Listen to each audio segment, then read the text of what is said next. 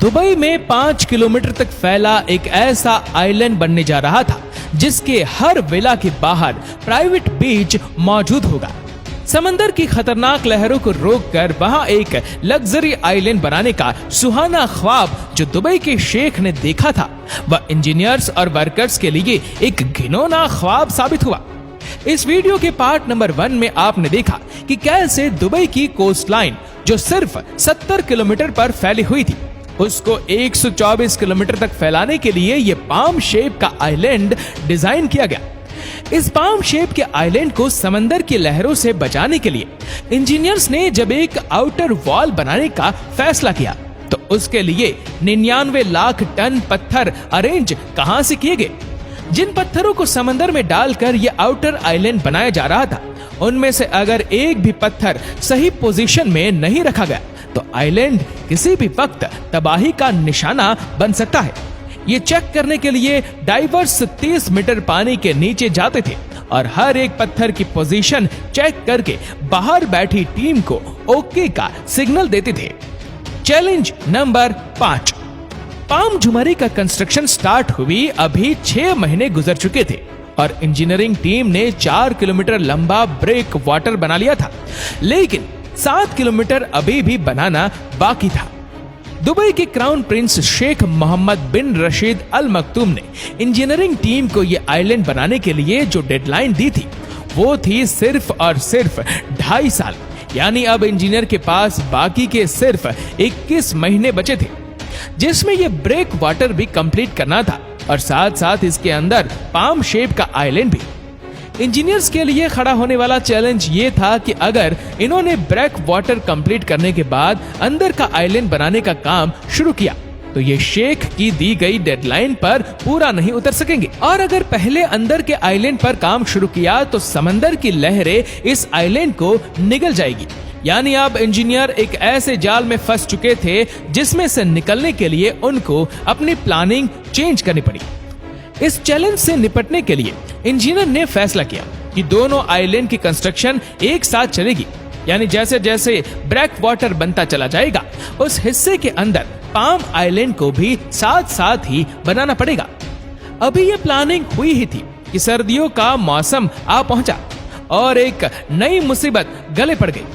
हर साल सर्दियों के मौसम में अरेबियन गल्फ तेज हवाओं के निशाने पर रहता है जिनको शमाल स्टॉर्म कहा जाता है।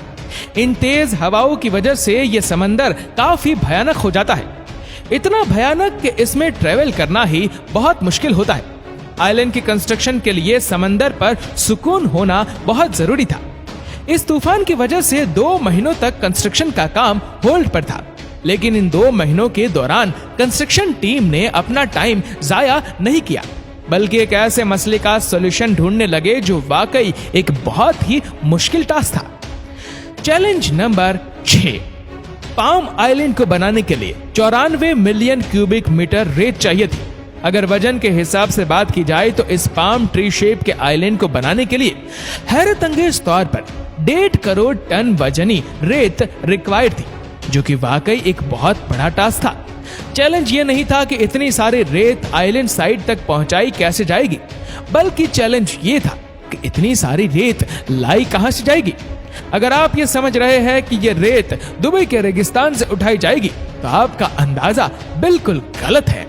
दुबई के रेगिस्तान में बेशक इतनी रेत है कि उसकी कोई लिमिट नहीं, लेकिन ये रेत बहुत ही बारीक है जिसको अगर पानी में डाला गया तो वह पानी में मिक्स हो जाएगी। यानी इंजीनियर्स को एक ऐसी रेत चाहिए थी जो पानी में मिक्स भी ना हो और जिससे आइलैंड मजबूती से खड़ा भी रहे। रिसर्च के बाद मालूम पड़ा कि इस काम को अंजाम देने के लिए जो रेत चाहिए थी वह समंदर के बॉटम से ही मिलेगी।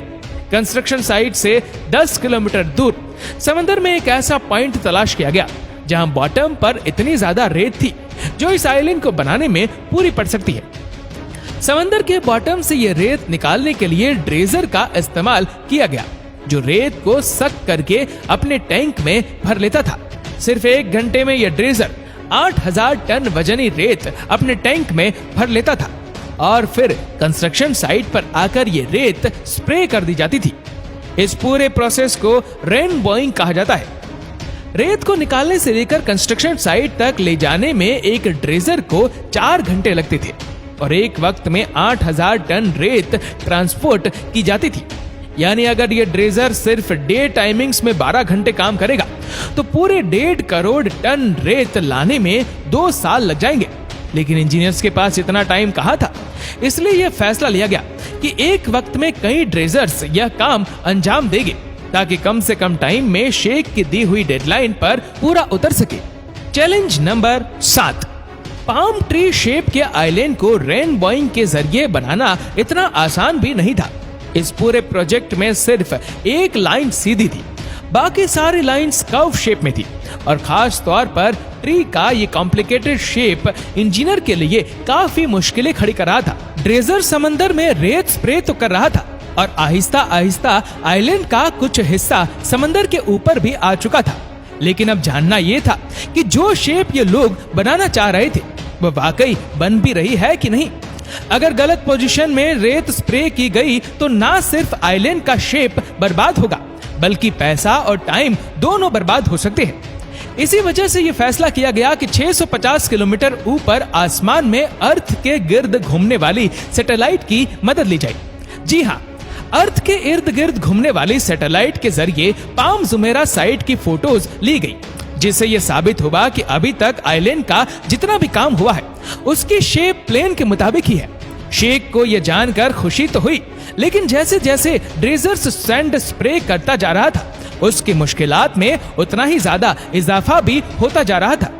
ना ही समंदर में ट्री शेप की कोई आउटलाइन थी और ना ही ऐसी कोई आउटलाइन यहाँ बनाई जा सकती थी। ड्रेजर्स का अंदाजे से समंदर में रेत स्प्रे करके पाम ट्री शेप को मेंटेन रखना काफी ज्यादा मुश्किल हो रहा था। अब इंजीनियर्स को कुछ ऐसा करना था जिससे ड्रेजर्स को पिन पॉइंट एक्यूरेसी पता चल सके और वह फिर वहीं तक रेत स्प्रे करे। इस काम को अंजाम देने के लिए जीपीएस टेक्नोलॉजी का इस्तेमाल किया गया। वर्कर्स जिनके हाथ में जीपीएस यूनिट मौजूद थे वो आइलैंड के बॉर्डर पे वॉक करके जाते और उनकी पोजीशन का रियल टाइम डेटा सेव होता जाता था। जीपीएस कोऑर्डिनेट्स का ये डेटा ड्रेजर्स को भेजा जाता था और ड्रेजर्स सिर्फ उसी पॉइंट पर रेत स्प्रे करता था जहां मैन्युअली इंसान वॉक करके गया था। ये सॉल्यूशन पूरी तरह काम कर रहा था और अब ड्रेजर्स पिन पॉइंट एक एक्यूरेसी से आइलैंड के बॉर्डर पर फिलिंग कर रहा था। चैलेंज नंबर 8, पाम जुमेरा के कंस्ट्रक्शन को स्टार्ट हुए 1 साल से भी ऊपर हो चुका था। ब्रेक वाटर 8 किलोमीटर बन चुका था और दूसरी तरफ पाम आइलैंड की टीम भी दिन रात सिर्फ इसी काम पर लगी थी। अभी तक पाम आइलैंड की 16 में से 9 शाखें बन चुकी थी। तभी इंजीनियरिंग टीम के सामने एक ऐसा चैलेंज आ खड़ा हुआ जिसके बारे में उसने सोचा भी नहीं था। ब्रेक वाटर, जिसको असल में समंदर की ताकतवर लहरें रोकने के लिए बनाया जा रहा था, उसने अपना काम दिखाना शुरू कर दिया था। वह वाकई लहरों को तो अच्छी तरह से रोक रहा था, लेकिन अब आइलैंड के अंदर पानी का बहाव कम हो चुका था। यानी जो पानी आइलैंड की अंदरूनी साइड पर था वह एक ही जगह खड़ा रहकर मैला और बदबूदार होने लगा था। ये एक ऐसा मसला था कि अगर अभी इसका कोई सॉल्यूशन नहीं निकाला गया तो इस बात का पूरा चांस था कि शेख का ये प्रोजेक्ट बुरी तरह से फ्लॉप हो जाएगा। अब इस मसले से निपटने के लिए आइलैंड के डिजाइन में चेंज करना जरूरी था। कुछ तो ऐसा करना होगा जिससे आइलैंड के अंदरूनी साइड पर पानी चलता रहे कि ताकि वह खराब ना होने पाए। खुशकिस्मती से इंजीनियर्स को इसका एक अच्छा सॉल्यूशन मिल गया। ये फैसला किया गया कि ब्रेक वाटर को 2 साइडों से तोड़कर वहां ब्रिज बनाए जाएंगे ताकि एक साइड से पानी का प्रेशर अंदर जाए और दूसरी साइड से बाहर निकल सके। ये सॉल्यूशन आखिरकार काम कर गया और पूरे 2 हफ्तों के बाद आइलैंड के अंदर फंसा बदबूदार पानी आहिस्ता आहिस्ता वापस बाहर निकलते गया। चैलेंज नंबर 9, अगस्त 2003 में पाम जुमेरा का ब्रेक वाटर कंप्लीट हो चुका था। 99 लाख टन पत्थरों से बना 250 मीटर चौड़ा ये ब्रेक वाटर समंदर की लहरों को अच्छी तरह से रोके हुए था। इसके 1 ही महीने के बाद पाम आइलैंड की टीम से भी अच्छी खबर आ गई। 1.5 करोड़ टन रेत से बनाए जाने वाले पाम ट्री की 16 शाखाएं भी कंप्लीट कर ली गई थी। ड्रेजर्स जो 1 साल से लगातार चल रहे थे उनका भी आराम करने का वक्त अब आ चुका था। इंजीनियरिंग टीम ने वक्त से पहले ही हैरत अंगेज तौर पर पूरा आइलैंड कंप्लीट कर लिया था और अब इस पर भी विलाज, शॉपिंग मॉल्स और होटल्स बनाने की बारी थी। लेकिन मसले ऐसे थे जो किसी भी सूरत में इंजीनियरिंग टीम की जान नहीं छोड़ रहे थे। अब एंड टाइम पर एक ऐसा चैलेंज आ खड़ा हुआ जिसने पूरे आइलैंड के लिए खतरा पैदा कर दिया था। जो रेत डालकर पाम ट्री का शेप बनाया गया था, वह रेत अभी भी लूज थी। वक्त के साथ साथ रेत कंपैक्ट हो रही थी और आइलैंड के कई हिस्से वापस पानी में जाना शुरू हो चुके थे। शेख के सपने के मुताबिक इस आइलैंड पर मेटल रोड और हजारों बिल्डिंग बनने थे, लेकिन उसके लिए जरूरी यह था कि आइलैंड की रेत बिल्कुल ठोस हो।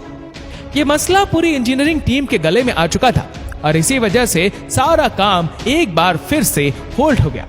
इस मसले का जल्द से जल्द सॉल्यूशन निकालना बहुत जरूरी था, क्योंकि ये वह पॉइंट था जब पूरी दुनिया की नजरें इस प्रोजेक्ट पर टिकी थी और इस आइलैंड की वजह से दुबई के शेख की इज्जत दांव पर लगी थी। इस मसले के अलावा एक और मसला भी था। दुबई अपनी जियोग्राफिकल लोकेशन के हिसाब से वैसे ही अर्थक्वेक जोन के करीब है और अगर यहाँ कोई अर्थक्वेक आया तो इसके खौफनाक नतीजे हो सकते हैं। पाम आइलैंड की रेत जो पहले ही कॉम्पैक्ट नहीं थी, अर्थक्वेक के सिर्फ एक ही झटके से ये पूरा आइलैंड ऐसे ही खत्म हो सकता था जैसे इस बाउल में पड़ी रेत पानी के अंदर जा रही है। इस मसले का सिर्फ एक ही सॉल्यूशन था कि आइलैंड की रेत को 12 मीटर की गहराई तक कॉम्पैक्ट किया जाए, जबकि नॉर्मल रोड रोलर सिर्फ 6 मीटर की गहराई तक रेत को प्रेस कर सकता है। अब इस मसले से जान छुड़ाने के लिए इंजीनियर्स एक नया तरीका मैदान में लेकर आए। एक ऐसी हाइड्रोलिक ड्रिल मंगाई गई जो जमीन में जाकर अंदर वाइब्रेशन पैदा करती है। इस वाइब्रेशन से रेत के जर्रात कॉम्पैक्ट हो जाते थे और जिस जगह ड्रिल सुराख करती थी वहां का हिस्सा फुल सॉलिड हो जाता था। यह एक्सपेरिमेंट पूरी तरह कामयाब हो चुका था, लिहाजा अब इस तरह के 2.5 लाख से भी ज्यादा सुराख करके 5 किलोमीटर तक फैले पूरे पाम आइलैंड को बना लिया गया। जिस आइलैंड को बनाने में 7 साल का वक्त लगना था, 40,000 वर्कर्स की मदद से इसको सिर्फ 3 सालों में ही कंप्लीट करके एक नया वर्ल्ड रिकॉर्ड बना लिया गया। जनवरी 2009 में सारी बिल्डिंग बनाने के बाद पहली बार पाम जुमेरा कंप्लीट किया गया। उन वर्कर्स और इंजीनियर्स को सलाम है जिन्होंने मिलकर हजारों किलोमीटर में फैला एक विशाल पाम जुमेरा आइलैंड बनाया। उम्मीद करते हैं कि वीडियो आपको पसंद आई होगी। आपको ये वीडियो कैसी लगी नीचे कमेंट करके जरूर बताएगा और अगर आपको वीडियो अच्छा लगा हो तो इस वीडियो को लाइक करेगा, शेयर करेगा ज्यादा से ज्यादा लोगों तक और ऐसी ही और भी रोचक जानकारियों के लिए सब्सक्राइब करें हमारे यूट्यूब चैनल को और फेसबुक पर फॉलो करें हमारे पेज को। धन्यवाद।